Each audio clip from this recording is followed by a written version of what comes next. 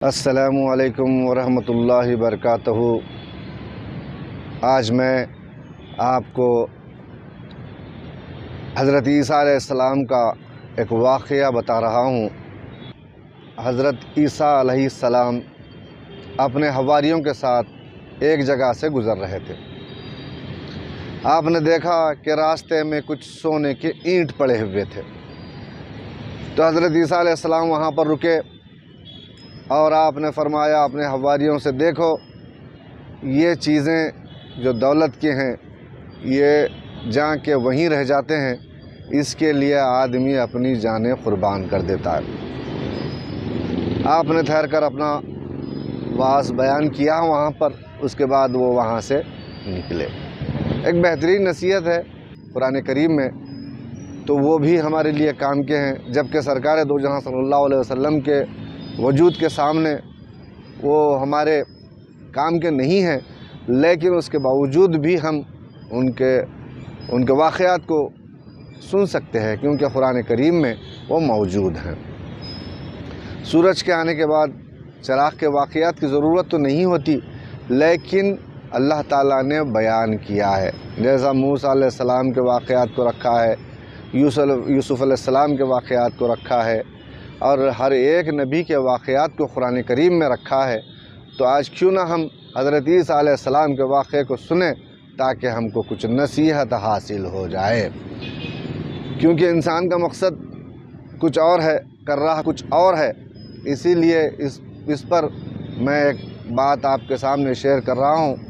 مقصد زندگی سمجھو نہ حصول دنیا، مقصد زندگی سمجھو نہ حصول دنیا، آگے جانا ہے یہاں منازل کو طے کر کے۔ تو یہ حضرت عیسیٰ علیہ السلام نے بتلا دیا کہ جو سونا پڑا ہوا ہے اس کو کوئی مت دیکھو، اس کے طرف توجہ مت دو، ورنہ یہ جان لے کے چھوڑے گا۔ تو آپ نے اپنے انداز میں، بڑے پیارے انداز میں آپ نے سمجھا کر وہاں سے اپنے حواریوں کو لے کے نکلا۔ تو کہتے ہیں راستے میں تھوڑی دور جانے کے بعد ایک شخص ہلو جو ہے پیچھے سے راستہ موڑ لیا، اس نے سونے کی طرف دوڑ لگائی۔ تھوڑی دیر کے بعد دوسرے نے بھی وہاں سے راہ فرار اختیار کری۔ جب دونوں وہاں پہ پہنچے تو 4 اینٹ کچھ تھے سونے کے۔ انہوں نے بولا چلو، عیسیٰ علیہ السلام کے ساتھ پھرنے سے ہم کو کچھ بھی نہیں مل رہا تھا، بھوک و پیاس سے ہٹ کر کچھ بھی نہیں تھا، لیکن آج ایک بڑا مال ہم کو ہاتھ لگا ہے، اپن ایک کام کرتے ہیں 2 اینٹیں بانٹ لیتے ہیں۔ کچھ دیر گزری تھی کہ اور ایک اس میں سے حواری جو ہے عیسیٰ علیہ السلام کا حواری آ پہنچا۔ یہ دونوں پریشان ہو گئے، بولے ارے ہم کو 2 اینٹیں آ رہے تھے، اب اس کو حصہ دینا پڑے گا، لہٰذا کیا کریں گے؟ تو دونوں نے پلان کیا کہ ایک کام کریں گے، ہم اس کا کام تمام کر دیں گے، ہم اس کا کام تمام کر دیں گے۔ آئی نا بات؟ تو وہ آ کر بولا کہ بھائی میرا بھی اس میں حصہ ہے۔ تو بولے بھائی کیسا کریں گے؟ تو ٹھیک ہے ایک کام کرو، تم ہمارے لیے کچھ کھانے کا بندوبست کر دو، پہلے کھا پی لیں گے، اس کے بعد پھر حصہ بانٹا کریں گے ہم۔ ٹھیک ہے۔ تو اس کو یہ بولے کہ بھائی تو جا کے کھانا پانی لا لے۔ تو یہ کہیں آس پاس جا کر کچھ کھانا لایا وہاں سے۔ تو یہ لوگ آنے سے پہلے ایک پلان کر چکے تھے کہ ہم اس کو مار ڈالیں گے، کیونکہ یہ اگر رہے گا تو ہمیں سونا کم ملے گا، اس کو بانٹنا پڑے گا۔ 4 اینٹ 2 اینٹوں کی جگہ پہ جو ہے 1 اینٹ آئے گی، 1.25 اینٹ آئے گی، سونے کی 1.25 اینٹ آئے گی، لہٰذا 2 اینٹ حاصل کرنے کے لیے عیسیٰ علیہ السلام کے حواریوں نے ایک پلان بنایا کہ کیوں نہ اسے مار دیں۔ تو تب وہ وہاں سے کھانا لے کر آیا، اور آنے کے بعد اس کو ان لوگوں کو کھانا دیا۔ تو وہ لوگ کہتے ہیں کہ بھائی تم اور ایک کام کرو کہ ہمیں بولی میں سے پانی لا دو، تاکہ سب مل کر کھانا کھا لیں، اس کے بعد جو ہے سکون سے بیٹھ کر بانٹ لیں گے۔ تو اس نے کہا ٹھیک ہے، اب اتنا جب جا کے لائیں، خالی پانی لانے میں کیا ہے، یہ کام کرنے کے بعد تو جو ہے اینٹ تو مل ہی رہی نا، سونے کی اینٹ معمولی نہیں تھی۔ ایک زمانے سے سونے کا جو ہے ویلیو رہا ہے، اہمیت رہی ہے، تو اس وقت بھی اہمیت تھی، آج بھی اہمیت ہے۔ تو جب پانی لانے نیچے اترا، یہ کافی بڑی ڈوغن تھی، کافی اندر تک تھا پانی، تو یہ لوگ کیا کیے تھے، بڑے بڑے پتھر اوپر رکھے ہوئے تھے تاکہ نیچے جانے کے بعد اس کو اوپر سے ڈال کے مار دیں گے۔ تو پلان کے مطابق ہوا ویسی ہی، جب یہ نیچے اترا تو اوپر سے بڑے بڑے پتھر ڈال کر، گرینیڈ ڈال کر اس کو مار ڈالے۔ اس کے بعد اللہ بولے چلو، اس کے بعد یہ لوگ سکون سے بیٹھ کر کھانا کھائے۔ اچھا ہو گیا ایک نکل گیا، ورنہ ہم کو جو ہے سونا بانٹنا پڑتا تھا۔ دنیا کی ہرسی ایسی ہوتی ہے، وہ جبکہ عیسیٰ علیہ السلام کا حواری ہونے کے باوجود بھی دوسروں کا خیال نہیں ہے۔ تو ایک دنیا دار کو دوسروں کا کیسا خیال ہوتا ہے، جبکہ اللہ تعالیٰ آپ کو حکم دیتا ہے کہ دوسروں کا احساس کرو، دوسروں کی مدد کرو۔ جو لوگوں پر مہربان نہیں ہے، اللہ اس پر مہربان نہیں ہوتا ہے۔ یہ ساری باتیں ہر شخص جانتا ہے، اس کے باوجود بھی یہ اپنا ہی خیال کرتا ہے۔ تو اس کو مارنے کے بعد یہ دونوں مل کر سکون سے کھانا کھا لیے۔ اب آگے دیکھیے مزہ، کہ اس نے بھی ایک پلان کیا تھا کہ کیوں نہ میں ان دونوں کو مار ڈالوں تاکہ چاروں کے چاروں اینٹ مجھے حاصل ہو جائے۔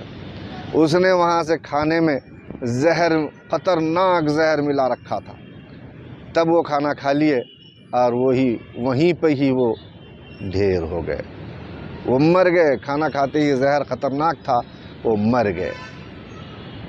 تو اس کے بعد جب عیسیٰ علیہ السلام وہاں پر اپنی منزل کو پہنچے، جا کر دیکھا تو 3 آدمی کم تھے۔ انہوں نے گنا، دیکھا کہ 3 آدمی کم ہیں، تو انہیں معلوم ہو گیا، شک ہو گیا کہ ہو نہ ہو یہ سارے لوگ اینٹ کے پیچھے گئے ہیں، چلو چل کر دیکھتے ہیں۔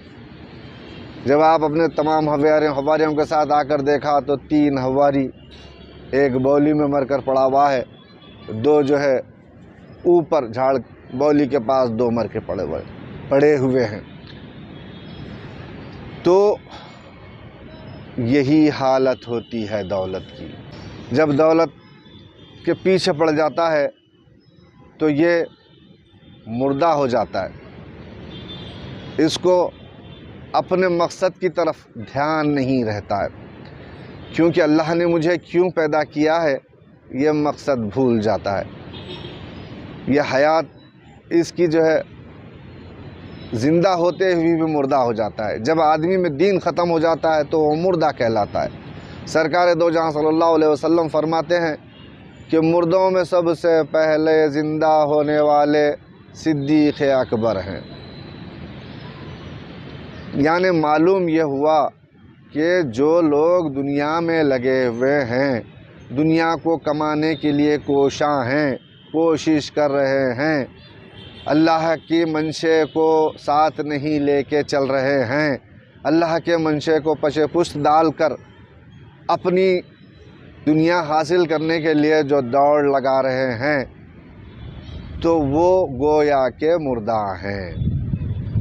اسی لیے غوث پاک رحمۃ اللہ علیہ لکھتے ہیں، دنیا چراگاہ ہے کمینے خرانے ماں، دنیا گدھے چرنے کی جگہ ہے، عقبہ شکارگاہ ہے شکار سگانے ماں۔ کیا لکھیں اللہ والے؟ ایک علم ہوتا ہے عبد الرحمن سے حاصل کرنا اور دوسرا ہوتا ہے رحمان سے حاصل کرنا۔ تو 2 علم ہیں، دنیاوی علم الگ ہے اور دینی علم الگ ہے۔ اور رحمان علم القرآن، رحمان قرآن کا علم دیتا ہے۔ قرآن کے علم میں آپ کو انسان بننے کی چیزیں موجود ہوتی ہیں، انسان بننے کی فارمولے ہوتے ہیں، لیکن دنیاوی علم میں آپ کو دوسرے کا مال چھیننا، اپنا پیٹ بھرنا، یا جو ہے سیدھی سادی زندگی، بھائی کسی کا نہ لینا نہ دینا، میں اپنی سادی زندگی گزاروں گا، یہ بھی غلط ہے، یہ بھی غلط ہے۔ کیونکہ آپ کو اسلام یہ سکھاتا ہے کہ حیات لے کے چلو، کائنات لے کے چلو، چلو تو سارے زمانے کو ساتھ لے کے چلو۔ ایک مسلمان جو ہوتا ہے وہ سارے زمانے کو لے کے چلنے کی اس میں صلاحیت اللہ تعالیٰ نے دی ہے، اور اس میں صلاحیت موجود ہے۔ اپنے لیے نہیں جینا ہے، اپنے اہل و عیال کے لیے، اپنے خاندان کے لیے، اپنی تمام دولت کو اللہ اور رسول پر قربان کرنے کے لیے جینا ہے۔ یہ ساری دولت اللہ کی ہے، اللہ کی دی ہوئی صلاحیتوں کو اللہ کے لیے لگانا ہے۔